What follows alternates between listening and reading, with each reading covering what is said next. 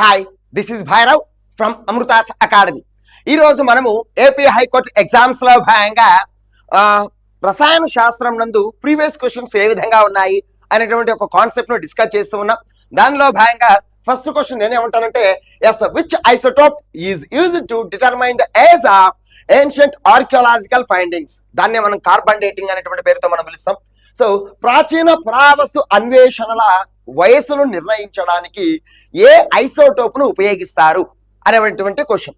అయితే ఈ క్వశ్చన్ ని ఏపీ హైకోర్టు జూనియర్ అసిస్టెంట్ 2021లో అడగడం జరిగింది. ముందుగా ఇక్కడ మనం కొంత సమాచారాన్ని మనం డిస్కస్ చేయాలి. నేనేమంటానంటే, ఎస్ శిలాజాలు అనగా పురావస్తు అధ్యయనాలలో దొరికినటువంటి నేనేమంటున్నానంటే ఆర్కియాలజికల్ డిపార్ట్మెంట్ లేదా పురావస్తు అధ్యయనాలలో భాగంగా దొరికిన వస్తువుల వయస్సును నిర్ధారణ చేయడానికి వస్తువుల వయస్సును నిర్ధారించడానికి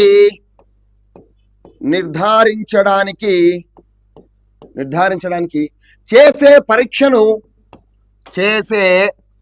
పరీక్షను మనం ఏమని పేరుతో పిలుస్తాము అంటే కార్బన్ డేటింగ్ అనేటువంటి పేరుతో మనం పిలుస్తాం.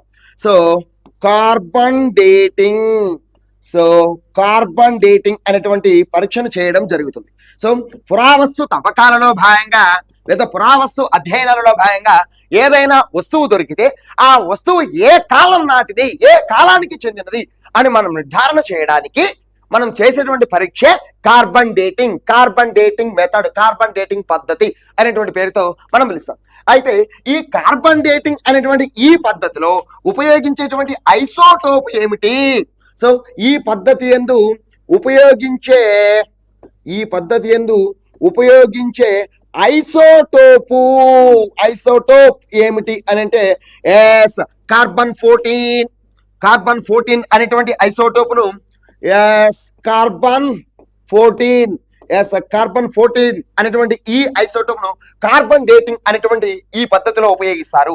ఈ కార్బన్ డేటింగ్ పద్ధతి ఎందుకు అంటే, సో పురావస్తు తవ్వకాలలో భాగంగా దొరికినటువంటి వస్తువుల యొక్క వయసును నిర్ధారణ చేయడానికి ఈ కార్బన్ డేటింగ్ అనేటువంటి ఈ పద్ధతిని ఉపయోగించడం జరుగుతుంది అని అంటున్నాం.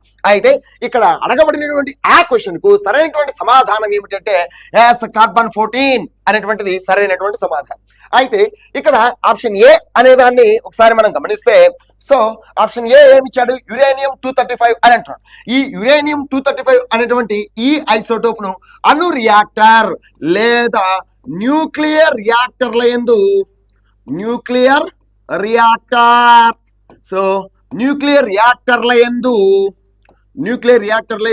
ఫ్యూయల్ గా యూజ్ చేస్తారు, ఇంధనముగా ఉపయోగించడం జరుగుతుంది అని అంటున్నాం.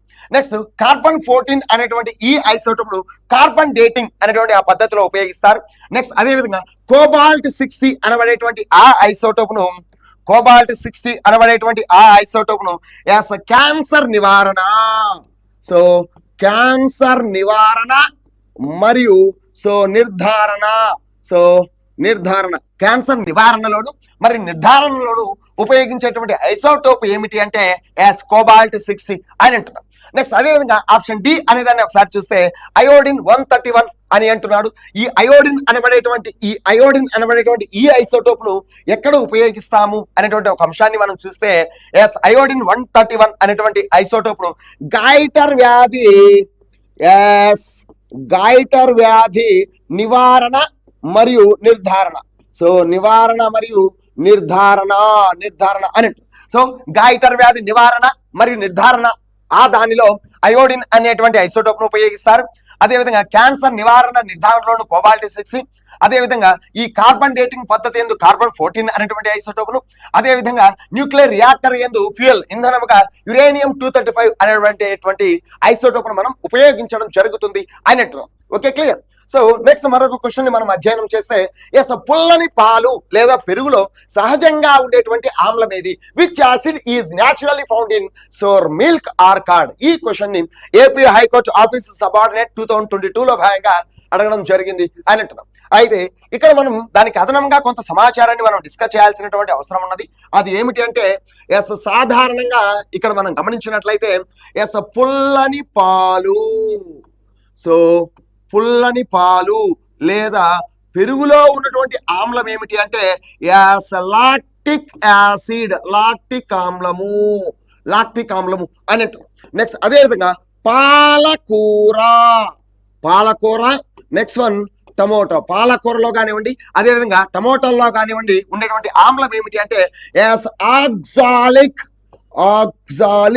ఆమ్లము, ఆక్సాలిక్ యాసిడ్ అనేటువంటి ఆమ్లం ఉంటుంది. నెక్స్ట్ అదేవిధంగా ఇంకా మనం చూసినట్లయితే చింతపండు, అదేవిధంగా చింత, అదేవిధంగా ద్రాక్ష, అదేవిధంగా పచ్చి మామిడి అని అంటున్నాం. సో పచ్చి మామిడి వీటిలో ఉన్నటువంటి ఆమ్లం ఏమిటి అంటే టార్టారిక్ యాసిడ్, టార్టారిక్ ఆమ్లం అనేది ఉంటుంది. నెక్స్ట్ అదేవిధంగా వెనిగర్ అని అంటున్నాం. సో వెనిగర్ లో ఉన్నటువంటి ఆమ్లం ఏంటంటే ఎసిటిక్ ఆమ్లము, ఎసిటిక్ యాసిడ్ అని అంటూ ఉన్నాం. నెక్స్ట్ అదేవిధంగా నిమ్మ, నారింజ. సో నిమ్మ, నారింజ మొదలైనటువంటి సిట్రస్ ఫ్రూట్స్ లో ఏ ఆమ్లం ఉంటుందంటే సిట్రిక్ యాసిడ్, సిట్రిక్ ఆమ్లం అనేది ఉండటం జరుగుతుంది అని అంటారు. నెక్స్ట్ అదేవిధంగా ఉసిరిలో ఉన్నటువంటి ఆమ్లం ఏమిటి అని అంటే ఆస్కార్బిక్ యాసిడ్. సో ఆస్కార్బిక్ ఆమ్లం అనేటువంటి యాసిడ్ ఉంటుంది. నెక్స్ట్ అదేవిధంగా ఇంకాస్త సమాచారాన్ని మనం డిస్కస్ చేసినట్లయితే ఎర్రచీమ, అదేవిధంగా తేనెటీగ. సో ఎర్రచీమ, నెక్స్ట్ వన్ తేనెటీగ, ఎర్రచీమ, తేనెటీగ. అదేవిధంగా దురదగుంటాకు, దాన్ని నెటిల్ ప్లాంట్ అనేటువంటి పేరుతో మనం పిలుస్తాం. సో దురదగుంటాకు, ఈ దురదగుంటాకుని ఇంగ్లీష్ లో మనం ఏమంటామంటే నెటిల్ ప్లాంట్ అనేటువంటి పేరుతో మనం పిలుస్తాం. ఈ ఎర్రచీమలో కానివ్వండి, అదేవిధంగా తేనెటీగలో కానివ్వండి, అదేవిధంగా దురదగుంటాకులో కానివ్వండి ఉండేటువంటి ఆమ్లం ఏమిటి అంటే ఫార్మిక్ యాసిడ్. సో ఫార్మిక్ ఆమ్లము. ఈ ఫార్మిక్ ఆమ్లాన్ని మరొక పేరు ఏమిటంటే మిథనోయిక్ యాసిడ్, మిథనోయిక్ ఆమ్లము అని అంటున్నాం. మిథనోయిక్ యాసిడ్ అని అంటున్నాం. సో పుల్లని పాలు లేదా పెరుగులో ఉన్నటువంటి యాసిడ్ ఏంటంటే లాక్టిక్ యాసిడ్. అదేవిధంగా పాలకూర, స్పినాచ్, అదేవిధంగా టమోటాలో ఆక్సాలిక్ యాసిడ్ అనేటువంటి ఆమ్లం ఉంటుంది. చింతపండు, ద్రాక్ష, పచ్చి మామిడిలో టార్టారిక్ యాసిడ్, వెనిగర్ లో అసిటిక్ యాసిడ్, నిమ్మ, నారింజలో సిట్రిక్ యాసిడ్, ఉసిరిలో ఆస్కార్బిక్ యాసిడ్. ఈ ఆస్కార్బిక్ యాసిడ్ ని మనం ఏమని పేరుతో పిలుస్తామంటే విటమిన్ సి అనేటువంటి పేరుతో కూడా మనం పిలవడం జరుగుతుంది. నెక్స్ట్ వన్ ఎర్రచీమ, తేనెటీగ, దురదగుంటాకు, దాన్ని నెటిల్ ప్లాంట్ అనేటువంటి పేరుతో పిలుస్తాం. ఈ మూడింటిలో ఒకే రకమైనటువంటి ఆమ్లం ఉంటుంది. ఆ ఆమ్లం ఏమిటి అంటే ఫార్మిక్ యాసిడ్. ఆ ఫార్మిక్ యాసిడ్ కి మరొక పేరు ఏమిటంటే మిథనోయిక్ యాసిడ్ అని అంటున్నారు. అయితే ఇక్కడ అడగబడినటువంటి క్వశ్చన్ ఏమిటి అంటే పుల్లని పాలు లేదా పెరుగులో సహజంగా ఉండేటువంటి ఆమ్లం ఏమిటి అంటే option A lactic acid is the right answer అని అంటున్నాం. నెక్స్ట్ అదేవిధంగా ఇక్కడ సెకండ్ ఆప్షన్ ఒకసారి చూస్తే సిట్రిక్ యాసిడ్, నిమ్మ, నారింజలో ఉండేటువంటి acid citric acid. Next tartaric acid, ఇది ద్రాక్ష, అదేవిధంగా చింతపండు, పచ్చి మామిడి వంటి వాటిలో టార్టారిక్ యాసిడ్ ఉంటుంది. అదేవిధంగా ఆక్సాలిక్ యాసిడ్ అనేది ఎక్కడ ఉంటుందంటే పాలకూర, టమోటో. అంతెందుకండి, నీరు నిండిన ఫలాలన్నింటిలో కూడా ఈ ఆక్సాలిక్ యాసిడ్ అనేది ఉంటుంది. ఫర్ ఎగ్జాంపుల్ వాటర్ మిలన్ ఉంటుంది. వాటర్ మిలన్ లో అధిక శాతం ఏముంటుంది అంటే నీరు ఉంటుంది. కాబట్టి నీరు నిండిన ఫలాలలో లేదా అధిక శాతం నీరు కలిగినటువంటి ఫలాల యందు ఏ యాసిడ్ ఉంటుందయ్యా అంటే ఆక్సాలిక్ యాసిడ్ అనేది ఉండటం జరుగుతుంది అని అంటున్నారు. Okay, clear. నెక్స్ట్ వన్ మరొక క్వశ్చన్ మనం చూసినట్లయితే what are the main components of liquefied petroleum gas, LPG. So ద్రవీకృత పెట్రోలియం గ్యాస్, దాన్ని ఎల్పిజి అనేటువంటి పేరుతో మనం పిలుస్తాం. దానిలోని ప్రధాన భాగాలు ఏవి అని అంటున్నారు. సో దీనికి సంబంధించి ఉన్నటువంటి కాస్త ఇన్ఫర్మేషన్ ని మనం ఒకసారి పరిశీలన చేస్తే, సో ఫస్ట్ ఆఫ్ ఆల్ ఇక్కడ నేనేమంటున్నానంటే ఇక్కడ చూడాలి. సో ఎల్పిజి గ్యాస్, ద్రవీకృత పెట్రోలియం వాయువు, ఎల్పిజిలో ప్రధానంగా ఏముంటుందంటే బ్యూటేన్. ఎల్పిజిలో ప్రధానంగా ఏముంటుందంటే బ్యూటేన్ అండ్ ప్రోపేన్ అనేటువంటి సంఘటన ఉండటం జరుగుతుంది. నెక్స్ట్ అదేవిధంగా న్యాచురల్ గ్యాస్, సహజ వాయువు. సహజ వాయువు, నేచురల్ గ్యాస్. ఈ సహజ వాయువులో ప్రధానంగా ఏముంటుందంటే మీథేన్, మీథేన్ CH4 అనేటువంటి అనుఘటకం ప్రధానంగా ఉంటుంది. నెక్స్ట్ వన్ అదేవిధంగా గోబర్ గ్యాస్, గోబర్ గ్యాస్ దానినే బయోగ్యాస్ అనేటువంటి పేరుతో కూడా మనం పిలవడం జరుగుతుంది. గోబర్ గ్యాస్ లేదా బయోగ్యాస్ దానిలో ప్రధానంగా ఉండేటువంటి అనుఘటకం ఏమిటి అంటే మీథేన్, మీథేన్ CH4 అని అంటున్నాం.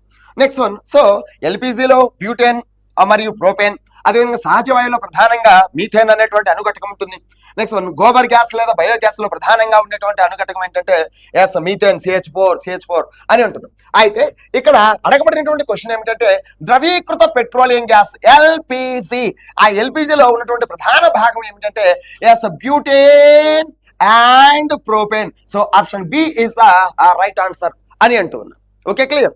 నెక్స్ట్ వన్ మరొక క్వశ్చన్ మనం చూసినట్లయితే which metal is highly reactive and kept immersed in a kerosene to prevent catching fire. అత్యంత చురుకైనది మరియు మంటలు అంటుకోకుండా కిరోసిన్ లో నిల్వ చేయబడే లోహం ఏమిటి అనేటువంటి క్వశ్చన్ అడగడం జరిగింది. అయితే ఈ క్వశ్చన్ ఏపీ హైకోర్టు ఎగ్జామినర్ 2022లో భాగంగా అడగడం జరిగింది. సో ఇక్కడ నేనేమంటున్నానంటే సోడియం గురించి మనం ఇక్కడ డిస్కస్ చేయాలి. సో సోడియం అని అంటూ ఉన్నాం.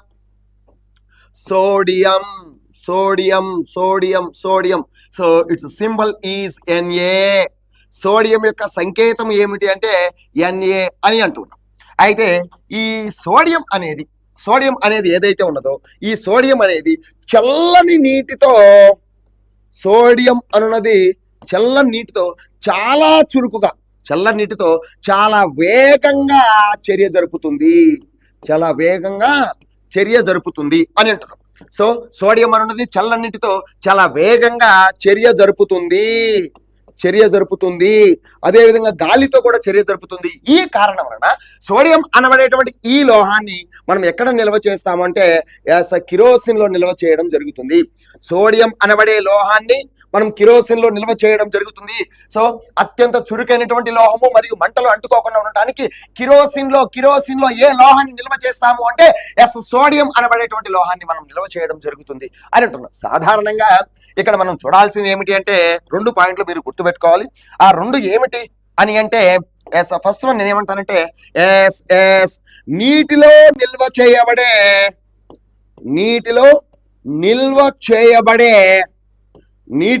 చేయబడే అలోహం ఏమిటి అనగా సరైనటువంటి సమాధానం ఫాస్ఫరస్ అవుతుంది. నెక్స్ట్ వన్ అదే విధంగా కిరోసిన్ లో నిల్వ చేయబడే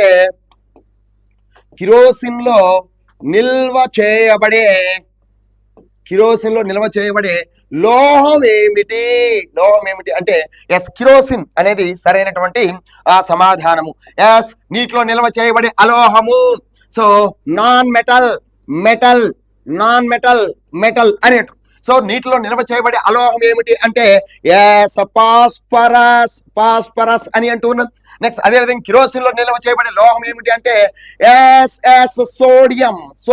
సోడియం అనేటువంటి ఈ లోహము చాలా చురుకుగా వేగంగా చర్య జరుపుతుంది. ఈ కారణం వలన ఈ సోడియం అనేటువంటి లోహాన్ని మనం కిరోసిన్ లో నిల్వ చేయడం జరుగుతుంది అని అంటున్నాం. Okay, clear. నెక్స్ట్ మరొక క్వశ్చన్ ఏమిటి అంటే ఈ క్వశ్చన్ కు సంబంధించి సరైన సమాధానం సోడియం అని అంటారు.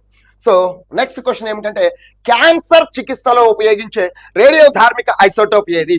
Which radioactive isotope is used in the treatment of cancer అని అంటున్నారు. ఈ question AP high court office subordinate 2021లో అడగడం జరిగింది. సో ఇక్కడ ఒకసారి మనం చూసినట్లయితే ఆల్రెడీ దీని గురించి సంబంధించినటువంటి వివరణ నేను ఇవ్వడం జరిగింది. అదేంటంటే ఇక్కడ చూడండి. సో ఇక్కడ చూస్తే కోబాల్ట్ అనబడేటువంటి ఈ ఐసోటోప్ ను క్యాన్సర్ నివారణ మరియు నిర్ధారణలో ఉపయోగిస్తారు అని అంటున్నాం. సో లాస్ట్ క్వశ్చన్ ఒకసారి మనం అబ్జర్వ్ చేస్తే నేనేమంటున్నానంటే క్యాన్సర్ చికిత్సలో ఉపయోగించేటువంటి రేడియో ధార్మిక ఐసోటోప్ ఏమిటి? సో క్యాన్సర్ చికిత్సలో ఉపయోగించే రేడియో ధార్మిక ఐసోటోప్ ఏమిటంటే కోబాల్ట్. ఈ కోబాల్ట్ అనబడేటువంటి ఈ ఐసోటోప్ ను క్యాన్సర్ నివారణలోను నిర్ధారణలోను ఉపయోగించడం జరుగుతుంది అని అంటాం. నెక్స్ట్ అదే విధంగా ఇక్కడ మనం ఒకసారి చూసినట్లయితే కార్బన్ అనబడేటువంటి ఈ ఐసోటోప్ ను కార్బన్ డేటింగ్ అనేటువంటి పద్ధతిలో ఉపయోగిస్తారు. ఈ కార్బన్ డేటింగ్ అనేటువంటి ఈ పద్ధతిని ఎందుకు ఉపయోగిస్తారంటే ఎస్ శిలాజాల వయస్సును నిర్ధారణ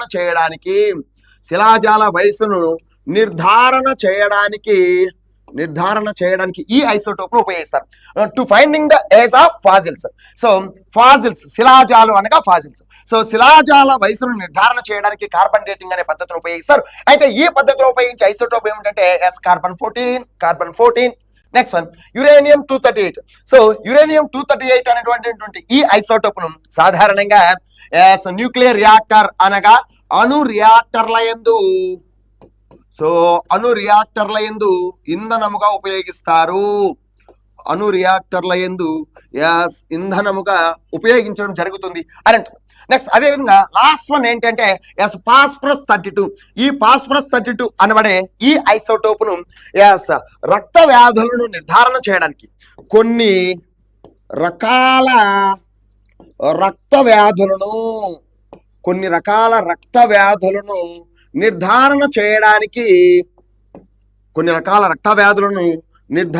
చేయడానికి ఈ ఫాస్ఫరస్ 32 అనబడే ఐసోటోప్ ను ఉపయోగించడం జరుగుతుంది అని అంటుంది.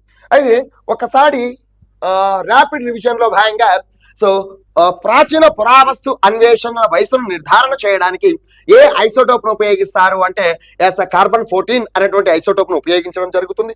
నెక్స్ట్ వన్ అదే విధంగా ఇక్కడ క్వశ్చన్ నెంబర్ 2 చూస్తే పుల్లని పాలు లేదా పెరుగులో ఉండేటువంటి ఆమ్లం లాక్టిక్ యాసిడ్ అనేది ఉంటుంది.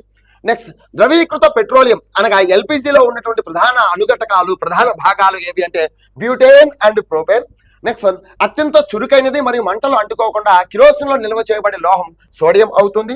నెక్స్ట్ వన్ క్యాన్సర్ చికిత్సలో ఉపయోగించే రేడియో ధార్మిక ఐసోటోప్ కోబాల్ట్ అని అంటున్నాం. Okay, clear. Thank you.